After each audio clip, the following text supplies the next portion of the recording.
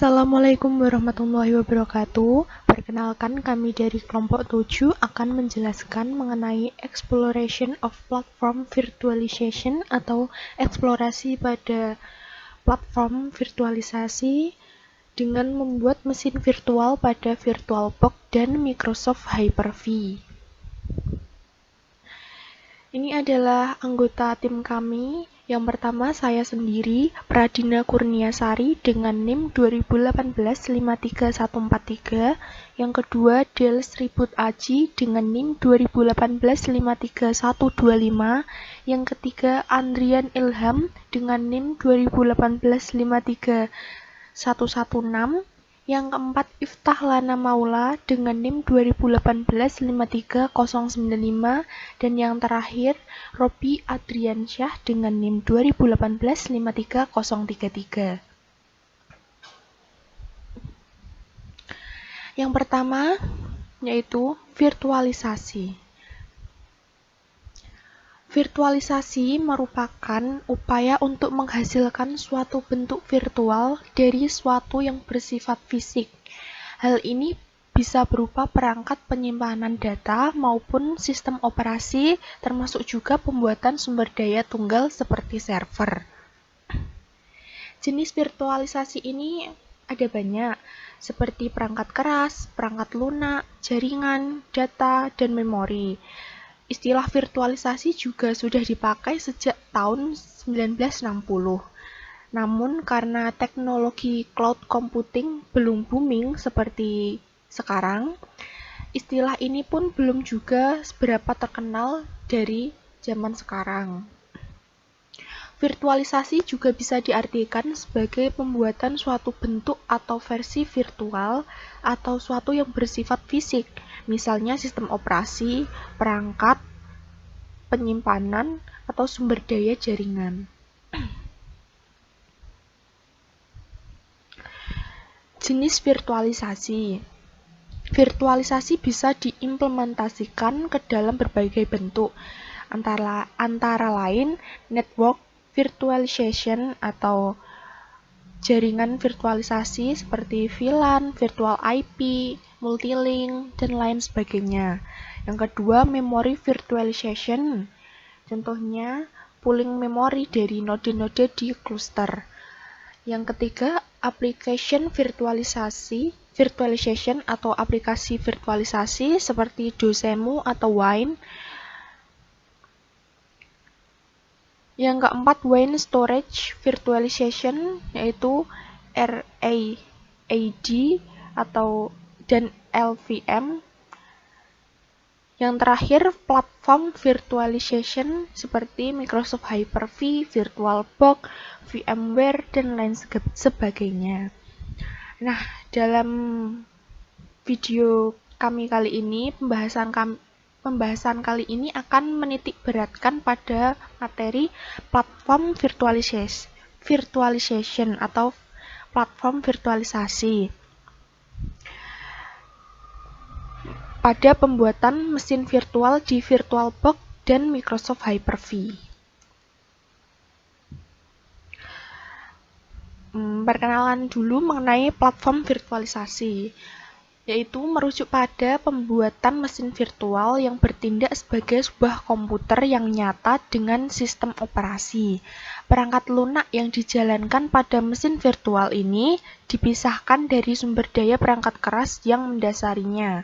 Sebagai contoh, suatu komputer yang menjalankan Microsoft Windows dapat menyiangi mesin virtual yang terlihat seperti sebuah komputer dengan sistem operasi Ubuntu Linux. Perangkat lunak berbasis Ubuntu dapat dijalankan pada mesin virtual. Jadi contohnya seperti ini. Seumpama laptop kita sudah terinstall Microsoft Windows 10. Nah, jika kita menginginkan menjalankan sistem operasi lain dalam suatu perangkat keras yang sama, dalam suatu laptop yang sama, kita bisa menggunakan platform virtualisasi dengan menggunakan Microsoft Hyper-V maupun VirtualBox.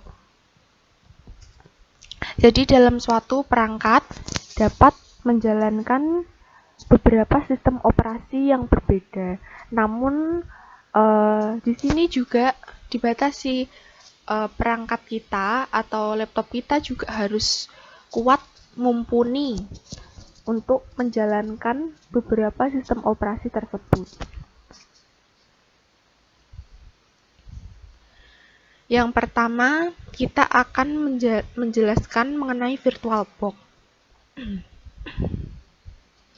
VirtualBox adalah sebuah software yang digunakan untuk membuat sebuah mesin komputer tiruan atau bisa disebut juga sebagai komputer virtual di dalam komputer atau laptop.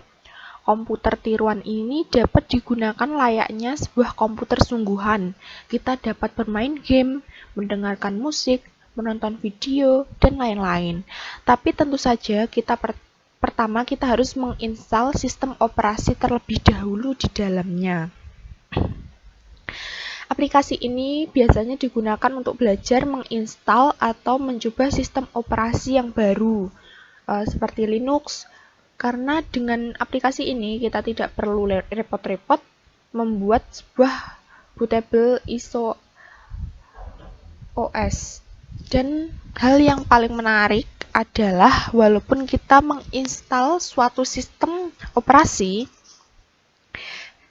di aplikasi ini, kita tidak dapat berpengaruh pada sistem operasi yang kita miliki. Jadi walaupun kita menginstal sistem operasi lain, sistem operasi kita yang lama atau yang sudah kita gunakan itu tidak akan berpengaruh. Aplikasi ini tidak seperti teknik multiboot yang membagi kapasitas harddisk untuk menginstal lagi sistem operasi yang lain. Sistem operasi awal yang kita miliki juga tidak akan hilang atau terganti dengan sistem operasi yang baru. Jadi kita tidak perlu takut saat mencoba menginstal suatu sistem operasi di aplikasi ini. Selanjutnya yaitu fungsi VirtualBox, yaitu menguji dan mencoba sistem operasi baru tanpa harus kehilangan sistem operasi lama atau sistem operasi utama. Jadi, jika kita sudah mempunyai Windows 10 dan kita ingin mencoba sistem operasinya Linux, jadi kita tidak perlu takut untuk kehilangan sistem operasi yang di Windows 10 tersebut.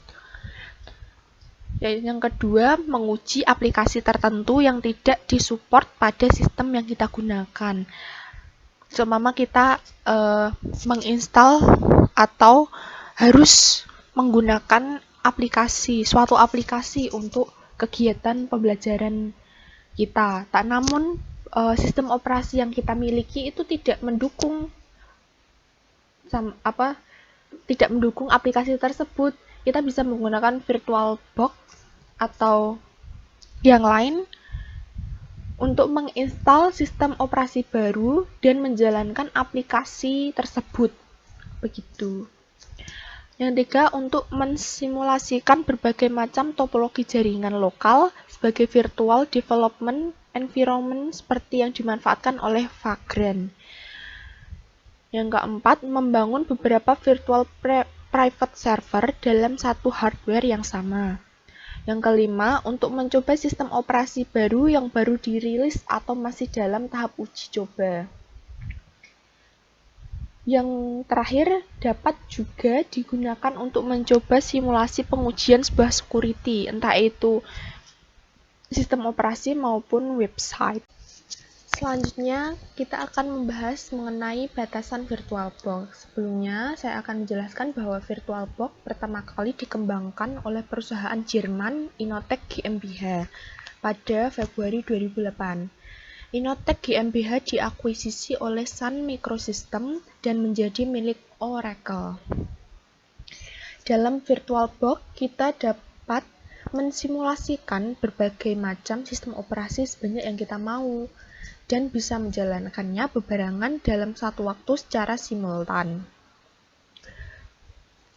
Namun, batasan pada VirtualBox adalah sumber daya perangkat utama kita itu sumber daya dari perangkat kita sendiri. Sehingga misalkan perangkat utama kita hanya memiliki RAM 4 GB, maka tidak mungkin kita bisa mensimulasikan mesin virtual dengan RAM lebih dari 4 GB. Begitu juga dengan sumber daya yang lain, misal video memory atau storage. Meskipun kita bisa menggunakan fitur dynamic storage. Jadi kalau kita ingin menjalankan atau mencoba beberapa sistem operasi, setidaknya dari perangkat kita harus mempunyai RAM 4 GB atau lebih, itu malah lebih bagus.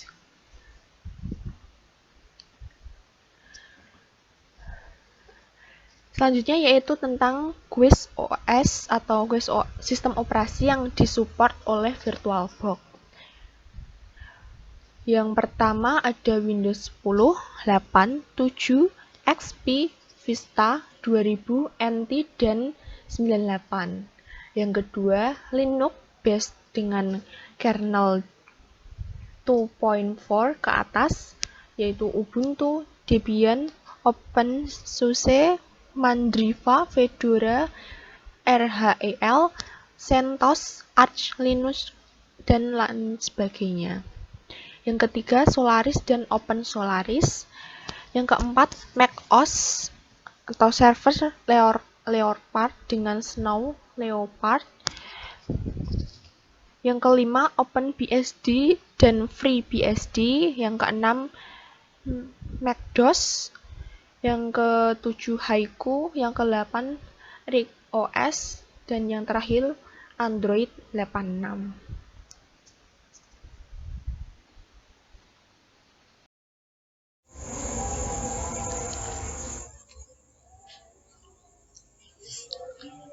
Assalamualaikum warahmatullahi wabarakatuh. Perkenalkan, nama saya Deles Ribut Aji, NIM 2018-53125. Saya akan melanjutkan tentang kelebihan dari VirtualBox.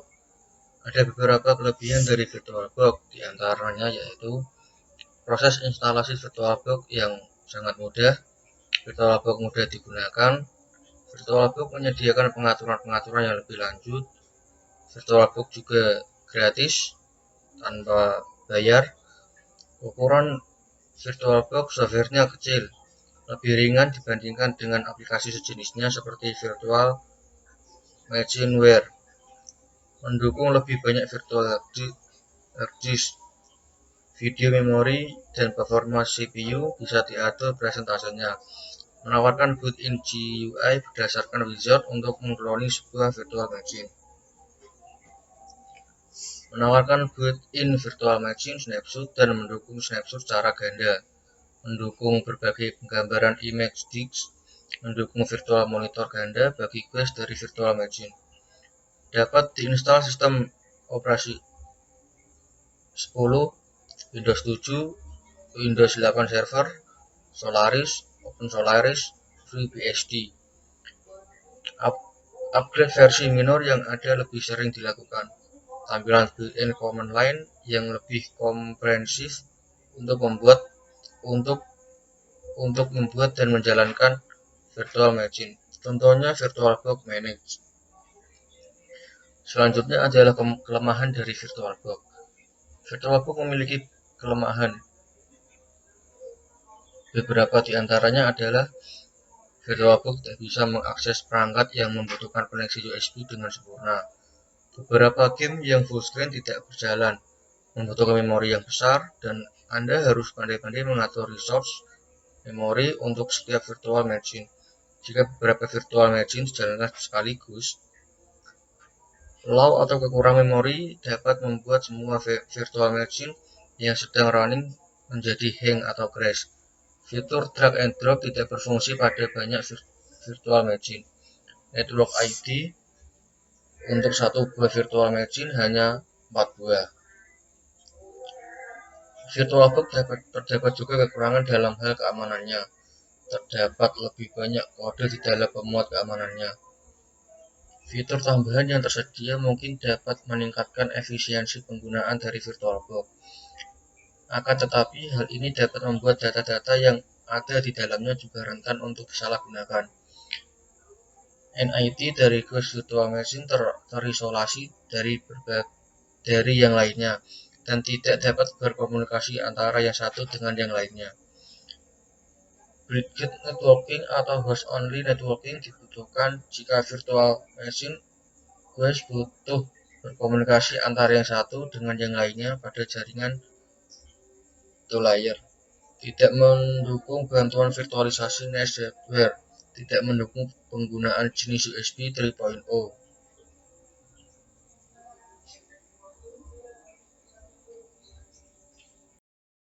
Assalamualaikum warahmatullahi wabarakatuh. Perkenalkan, nama saya Andrian Ilham Fernanda Putra, NIM 2018-53116. Di sini saya akan menjelaskan bagaimana menjalankan virtual machine menggunakan VirtualBox. Sebelum Anda menjalankannya, pastikan VirtualBox terinstall di laptop Anda atau PC Anda. Jika sudah terinstall, pertama buka aplikasinya.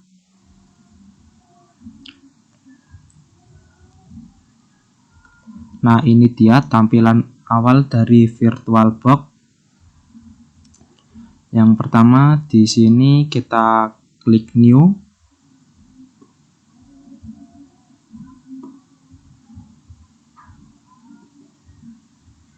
Nah, jika sudah muncul seperti ini, kita kasih nama virtual machine kita. Di sini saya akan menggunakan Windows 7, saya kasih nama Win7.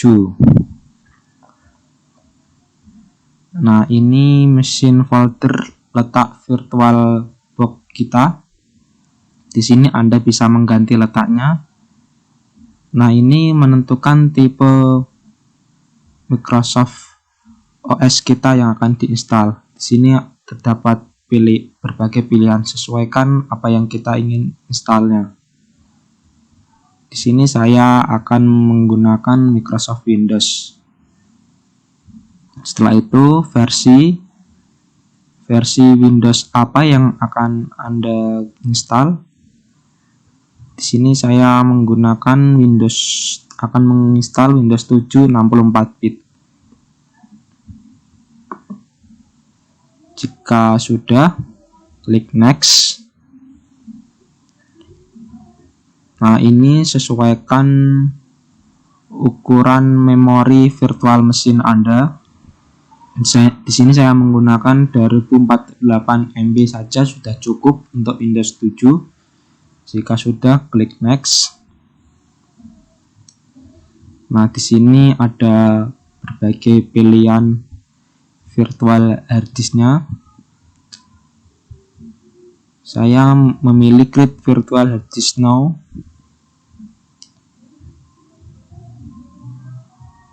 Klik create. Nah, ini ada tipe pilihan hard disk Anda, sesuaikan. Di sini saya VirtualBox-nya berupa file ISO. Jadi saya memilih yang ini. Jika sudah, klik next.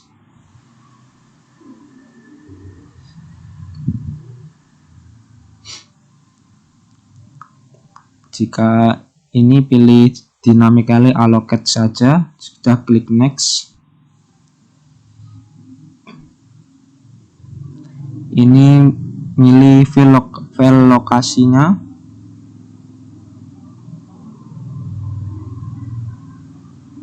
Nah, ini letak lokasi file VDA-nya. Anda bisa pilih sesuai pilihan Anda sendiri. Di sini saya memilih di sini. Kita klik create.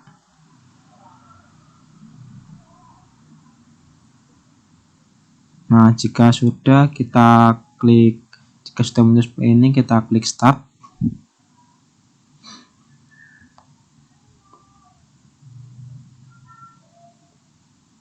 Kita tunggu prosesnya.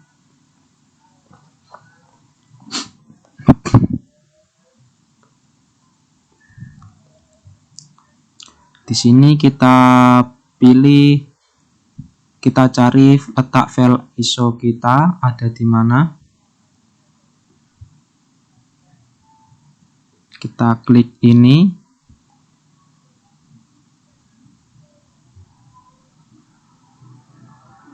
Kita cari, kita add atau tambahkan file ISO kita. Nah, ini dia file ISO saya terletak di data 1, ada local disk D. Jika sudah klik, lalu open. Nah, jika sudah muncul seperti ini, klik close. Jika sudah seperti ini, lalu klik start. Kita tunggu prosesnya.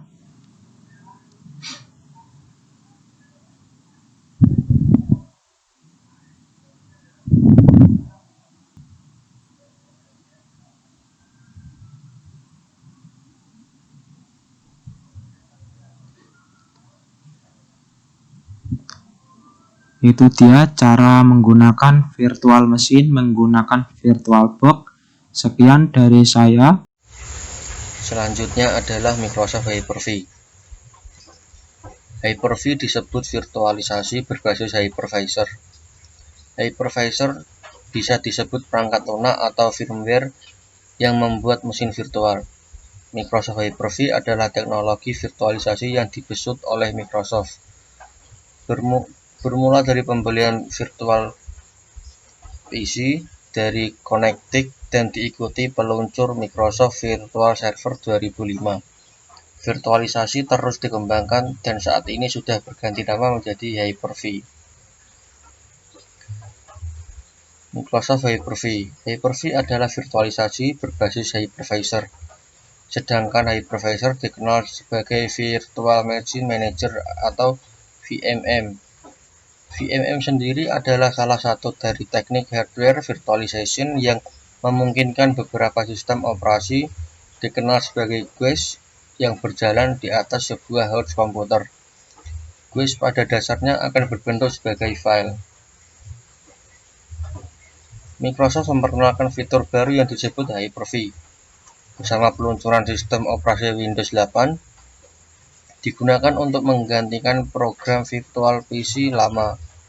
Jadi, jika Anda menggunakan Windows 8, 8.1, 8.1 atau Windows 10, Anda dapat menggunakan fitur Hyper-V untuk menginstal sistem operasi yang diinginkan secara virtual dan mengetes operasi sistem dalam operasi sistem Windows yang Anda sedang berjalan.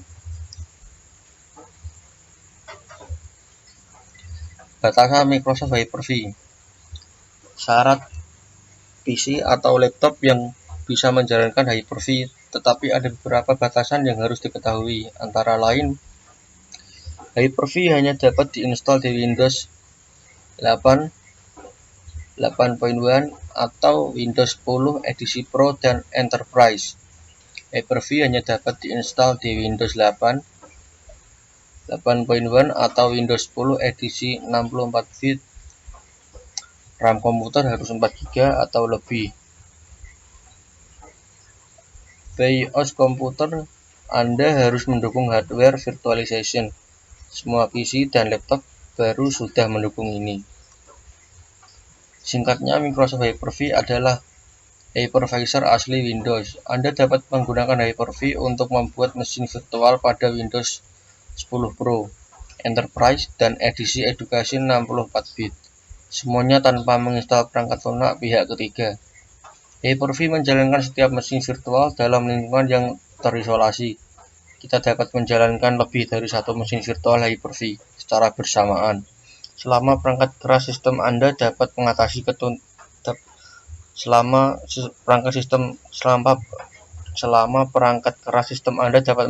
tuntutan tersebut. Manfaat Microsoft Hyper-V. Virtualisasi dari Microsoft Hyper-V sangat bermanfaat karena kita bisa membuat dan dan manajemen virtual machine, di mana kita bisa menjalankan banyak sistem operasi dalam satu komputer tanpa menginstal aplikasi pihak ketiga. Selain proses instalasi yang mudah dan mudah digunakan, Microsoft Hyper-V juga menyediakan pengaturan lebih lanjut dan mendukung sampai 4 prosesor. Assalamualaikum warahmatullahi wabarakatuh. Perkenalkan, nama saya Robi Adriansyah, NIM 2018-53033. Kali ini saya akan menerangkan fitur yang dimiliki Microsoft Hyper-V. Yang pertama, komputasi lingkungan. Mesin virtual Hyper-V mencakup komponen dasar yang sama seperti komputer fisik, seperti memori, prosesor, penyimpanan, dan jaringan. Semua bagian ini memiliki fitur dan pilihan, sehingga Anda dapat mengkonfigurasi berbagai cara untuk memenuhi kebutuhan yang berbeda. Penyimpanan dan jaringan masing-masing bisa dianggap kategori sendiri, karena banyak cara Anda bisa mengkonfigurasinya. Yang kedua, pemulihan bencana dan cadangan. Untuk pemulihan bencana, Hyper-V Replika menciptakan salinan mesin virtual yang dimaksudkan untuk disimpan di lokasi fisik lain, sehingga Anda dapat mengembalikan mesin virtual dari salinannya. Sebagai cadangan, Hyper-V menawarkan dua tipe. Yang pertama menggunakan status tersimpan dan yang lainnya menggunakan volume shadow copy service atau VSS. Sehingga Anda dapat membuat backup aplikasi yang konsisten untuk program yang mendukung VSS. Yang ketiga, optimalisasi. Setiap sistem operasi pendukung tamu memiliki seperangkat layanan dan driver khusus, yang disebut layanan integrasi yang mempermudah penggunaan sistem operasi pada mesin virtual Hyper-V. Yang keempat, portabilitas. Fitur seperti migrasi langsung, migrasi penyimpanan, dan impor-ekspor memudahkan untuk memindahkan atau mendistribusikan mesin virtual. Yang kelima, konektivitas jarak jauh. Hyper-V mencakup Virtual Machine Connection, alat koneksi jarak jauh untuk digunakan dengan Windows dan Linux. Tidak seperti remote desktop, alat ini memberi Anda akses konsol, sehingga Anda dapat melihat apa yang terjadi di tamu bahkan saat sistem operasi belum di-boot. Yang keenam, keamanan. Mesin virtual boot dan terlindung aman membantu melindungi terhadap perangkat lunak perusak dan akses tidak sah lainnya ke mesin virtual dan datanya. Selanjutnya, kelebihan Microsoft Hyper-V. Yang pertama, tidak perlu menginstal aplikasi pihak ketiga untuk membuat virtual machine. Proses instalasi mudah digunakan, menyediakan pengaturan-pengaturan lebih lanjut, mendukung sampai 4 prosesor, mendukung sistem operasi Windows dan beberapa Linux seperti SUSE Linux Enterprise, Red Hat Enterprise, serta CentOS. Selanjutnya, kelemahan Microsoft Hyper-V. Yang pertama, memori minimum untuk host adalah 4 GB. Menggunakan storage area network untuk media penyimpanan virtual machine. Hyper-V dapat dijalankan pada OS Windows bukan server dengan jenis Pro dan Enterprise 64 bit saja. Rekomendasi untuk RAM di atas 4 GB. BIOS harus mendukung hardware virtualization. Assalamualaikum warahmatullahi wabarakatuh.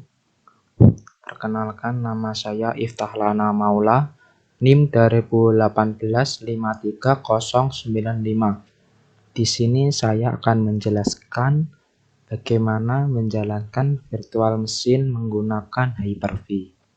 Yang pertama, kita buka control panel, kita klik. Jika sudah, masuk ke bagian program. Di bagian program and fitur, kita klik turn Windows fitur on or off. Kita tunggu. Di sini kita cari yang bertuliskan Hyper-V. Nah, ini. Jika punya Anda belum tercentang, berarti belum terinstall di PC Anda. Dan di sini punya saya sudah tercentang, berarti sebelumnya sudah terinstall. Jika punya Anda belum tercentang, silahkan dicentang terlebih dahulu. Jika sudah tercentang, klik OK. Jika Anda baru pertama kali melakukan proses instalasi Hyper-V, maka PC Anda akan melakukan proses restart ulang. Ditunggu saja. Jika sudah, di bagian pencarian ini kita ketikkan Hyper-V. Nah, jika sudah muncul ini Hyper-V Manager, kita klik saja. Nah, ini dia tampilan awal dari Hyper-V Manager. Jika sudah, di bagian ini nama PC Anda, diklik kanan, New, pilih virtual machine, kita klik. Nah, jika sudah muncul ini, kita klik next saja. Lalu kita namai virtual machine kita. Saya akan menamainya Windows 7. Windows 7 Hyper-V. Teman-teman Anda bisa menamai sesuka Anda, terserah. Jika sudah, klik next. Dan di sini Anda bisa memilih generate 2 atau generate 1. Jika Anda memilih generate 1, virtual machine mendukung 32 bit dan 64 bit. Jika Anda memilih generate 2, hanya mendukung 64 bit. Di sini saya memilih generate 1 saja. Jika sudah, klik next. Anda memilih kapasitas memori virtual machine Anda. Di sini saya memilih ukuran 1024 MB. Lalu klik next. Connection saya milih not connected aja. Lalu klik next. Jika sudah, ini dia letak file dari VHDX Anda. Di sini saya akan meletakkannya di Anda meletakkannya terserah. Saya akan meletakkannya di sini. Lalu select folder. Nah, jika sudah menentukan tempat VHDX-nya, klik next. Nah, di bagian proses instalasi ini, kita klik ini, install an operating system. Anda bisa memilih physical CD atau image file, tergantung file ISO Anda berada. Saya di sini milih image file ISO. Kita cari file ISO kita berada di mana. Nah, ini file ISO saya. Jika sudah ketemu file ISO-nya, kita klik lalu open. Nah, jika sudah muncul seperti ini, lalu klik next. Pastikan data yang sudah terisi sudah benar. Jika sudah, klik finish. Kita tunggu prosesnya.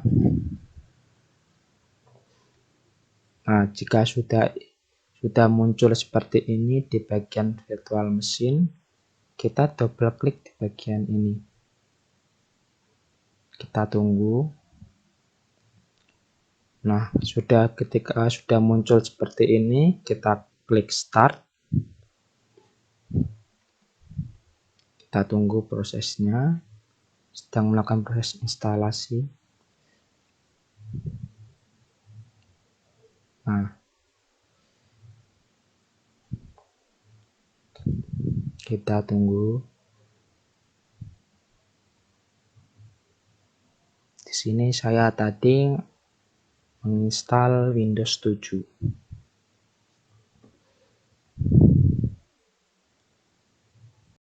Nah, itu cara-cara menggunakan virtual machine Hyper-V Manager.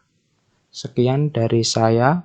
Wassalamualaikum warahmatullahi wabarakatuh.